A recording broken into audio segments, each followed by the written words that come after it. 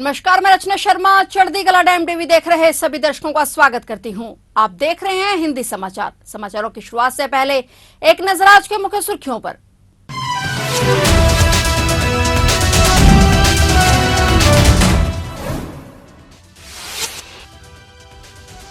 Iran के राष्ट्रपति इब्राहिम रईसी की हेलीकॉप्टर क्रैश में मौत, विदेशी मंत्री की भी गई जान। कई घंटों की मशक्कत के बाद मिला हेलीकॉप्टर का मलबा।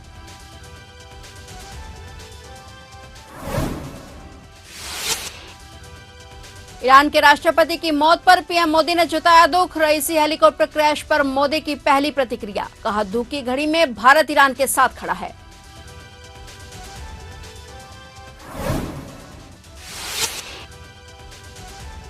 आज 8 राज्यों की 49 सीटों पर वोटिंग, यूपी की 14 लोकसभा सीटों पर मतदान। आज 4 केंद्रीय मंत्रियों के भाग्य का होगा फैसला।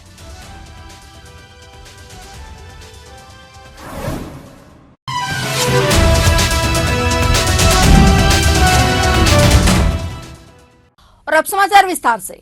ईरान के राष्ट्रपति इब्राहिम रईसी की हेलीकॉप्टर क्रैश में मौत हो गई है। इस हेलीकॉप्टर हादसे में उनके साथ विदेश मंत्री की भी जान चली गई है। ईरानी मीडिया ने दावा किया है कि हेलीकॉप्टर क्रैश हादसे में दोनों की मौत हो चुकी है। कई घंटों की मशक्कत के बाद हेलीकॉप्टर का मलबा मिलने के बाद दोनों बड़े दिग्गजों की मौत की पुष्टि की गई। दरअसल अजरबैजान के घने और पहाड़ी इलाके में उनका हेलीकॉप्टर क्रैश हो गया था। इस हादसे में कुल 9 लोगों की मौत हो गई। इस हेलीकॉप्टर में राष्ट्रपति इब्राहिम रईसी, विदेश मंत्री और अन्य अफसर सवार थे। हादसे के बाद से ही बड़े पैमाने पर बचाव अभियान शुरू किया गया था और बताया जा रहा है कि ईरान के राष्ट्रपति इब्राहिम रईसी को ले जा रहे हेलीकॉप्टर के दुर्घटना स्थल पर कोई भी जीवित नहीं मिला है।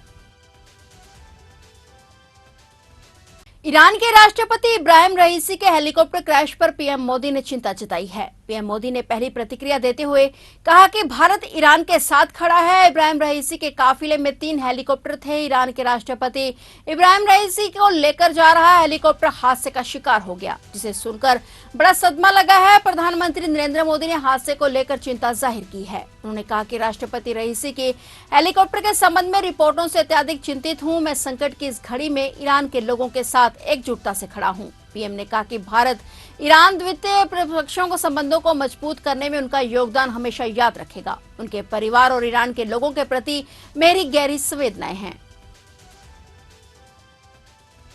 2024 लोकसभा चुनाव के 5वें चरण में आज 6 राज्यों और 2 केंद्र शासित प्रदेशों की 49 सीटों पर मतदान हो रहा है। इस चरण में उत्तर प्रदेश की 14, महाराष्ट्र की 13, पश्चिम बंगाल की 7, ओडिशा की 5, बिहार की 5, झारखंड की 3, जम्मू कश्मीर की 1, लद्दाख की 1 सीट पर वोटिंग हो रही है। 5वें चरण के मतदान की सबसे ज्यादा खास बात यह है कि इसमें राजनाथ सिंह और स्मृति ईरानी और कांग्रेस नेता राहुल गांधी सहित 4 केंद्रीय मंत्रियों के भाग्य का फैसला होने जा रहा है।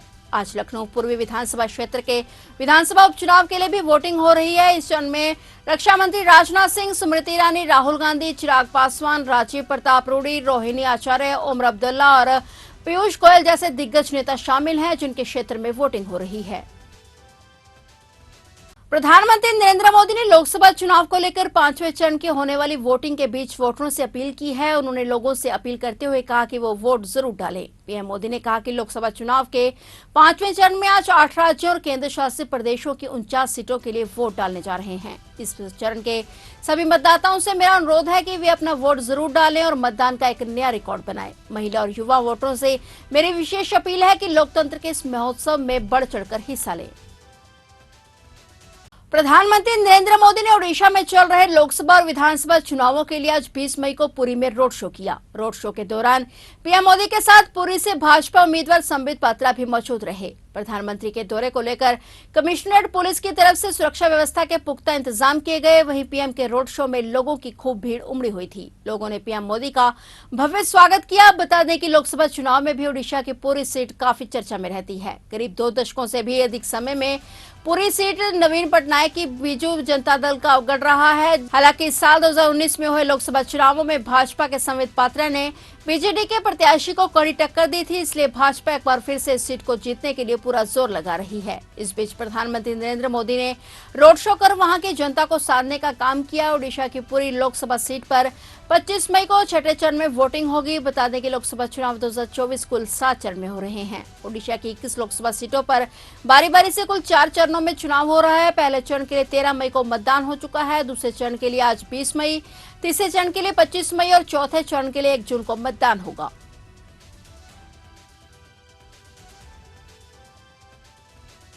लोकसभा चुनाव में विपक्ष लगातार चुनाव आयोग की निष्पक्षता को लेकर सवाल उठा रहा है। विपक्षी पार्टियों ने कई जगह फर्जी वोटिंग को लेकर केंद्र सरकार और चुनाव आयोग को घेरा। इस बीच उत्तर प्रदेश के एटा जिले में एक शख्स द्वारा लगातार 8 वोट डालने के मामले में चुनाव आयोग ने कड़ी कार्रवाई की है। चुनाव आयोग के निर्देश के बाद 8 वोट डालने वाले शख्स को गिरफ्तार कर लिया गया है। इतना ही नहीं, पोलिंग बूथ का चुनाव भी रद्द कर दिया गया, जहां अब दोबारा वोटिंग कराई जाएगी। इसके अलावा पोलिंग पार्टी के सभी सदस्यों को सस्पेंड करने का फैसला दिया गया है। एटा के इस मतदान केंद्र पर एक शख्स ने दावा किया था कि उसने 8 बार मतगणना की है, इसलिए उसका वीडियो भी बनाया गया था, जो सोशल मीडिया पर तेजी से वायरल हो रहा है। चुनाव में 8 बार वोटिंग करने का मामला एटा जिले के नया गांव थाने में केस दर्ज किया गया है और इस शख्स की पहचान खीरिया के पमारण गांव के राजन सिंह के रूप में हुई है। पुलिस ने राजन को गिरफ्तार कर लिया और चुनाव आयोग के निर्देश के बाद ये कार्रवाई की गई।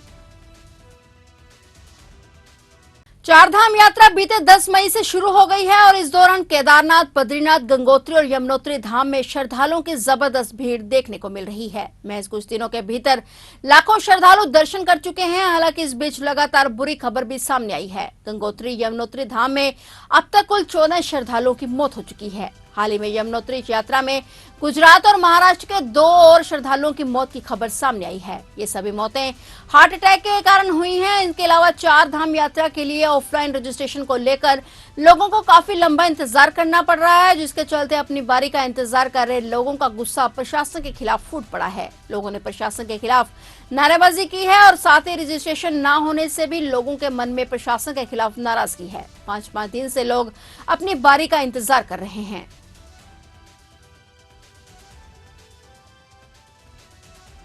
भारत म्यांमार बॉर्डर पर आए दिन कोई न कोई घटना घटती रहती है। इस बार एक ऐसी घटना सामने आई जिसे जानकर आप दंग रह जाएंगे। दरअसल म्यांमार बॉर्डर से एक कार भारत की सीमा में घुसी थी। असम के कछार में पुलिस ने कार को रोका और चेक किया और कार को चेक करने के दौरान पुलिस को जो मिला उसे देखकर पुलिस दंग रह गई। असम पुलिस ने कछार जिले में मिजोरम के साथ इंटरनेशनल बॉर्डर पर 105 करोड़ रुपए की नशीली दवाएं जब्त की हैं। एक अधिकारी ने कहा कि इस सिलसिले में 3 लोगों को गिरफ्तार भी किया गया है। पुलिस के मुताबिक ड्रग्स म्यांमार से मिजोरम के रास्ते लाया गया था। मिजोरम के मूल निवासी 3 व्यक्तियों को नशीली दवाओं की तस्करी के आरोप में गिरफ्तार किया गया था। अंतर्राष्ट्रीय बाजार में हेरोइन की अनुमानित कीमत लगभग 105 करोड़ रुपए है। वहीं जिन 3 व्यक्तियों को हिरासत में लिया गया है उन पर मामला दर्ज कर गिरफ्तार कर लिया गया है और उन्हें आज अदालत में पेश किया जाएगा।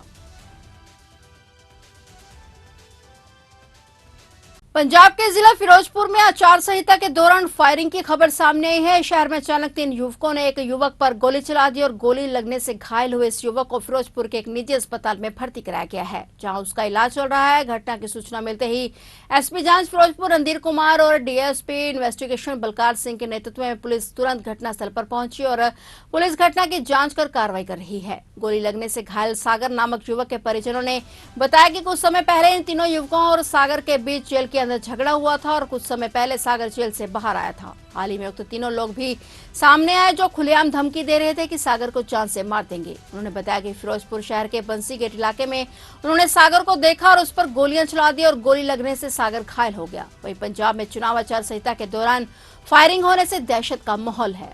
बांसी गेट नेड़े एक घटना हुई है, गोली चली है। एक हैगा बंदा इंजर्ड हैगा, हॉस्पिटल से दाखिल है। ਅਸੀਂ पड़ताल कर रहे हैं। एज पर पड़ताल जैसी सूरत होगी वैसी कार्रवाई की जाएगी।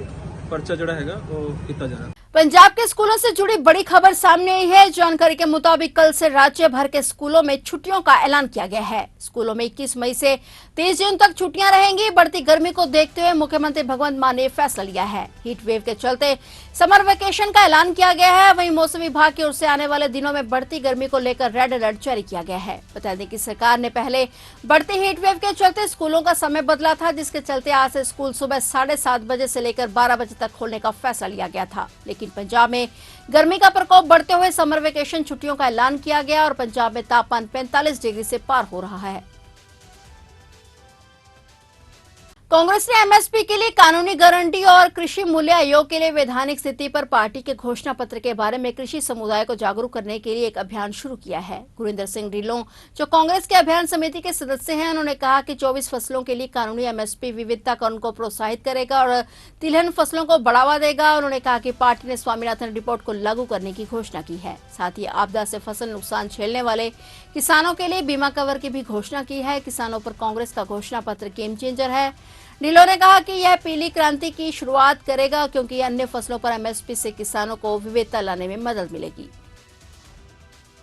फिलहाल हिंदी के समाचारों में इतना ही, और नए समाचारों के साथ फिर से हाजिर होंगे। तब तक के लिए देखते रहिए चढ़ती कला टाइम टीवी और मुझे दीजिए इजाजत। धन्यवाद।